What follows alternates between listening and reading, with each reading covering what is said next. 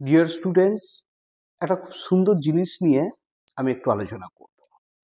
একই শব্দের রিপিটেশন। দেখো, এটা কিন্তু পার্টিসিপেলের আন্ডারেই পড়ে।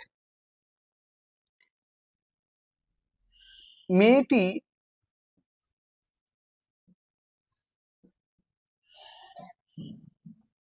নাচতে নাচতে এলো, এখানে এলো। ইংলিশটা হবে দ্য গার্ল কেম হিয়ার।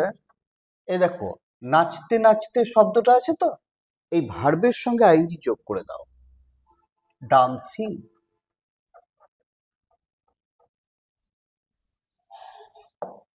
এবার যদি বলো তারা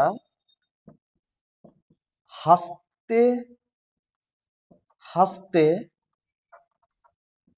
চলে গেল, তখন ইংলিশটা হবে দে ওয়েন্ট অ্যাওয়ে। এবার দেখো, হাসতে হাসতে এখানে রিপিটেশন আছে, ঠিক আছে? এ দেখো, ভার্ব হচ্ছে লাভ মানে হাসা, এর সঙ্গে আইজি, লাফিং। কিন্তু একটু চেঞ্জ হয়ে যাবে যদি বলি লোকটি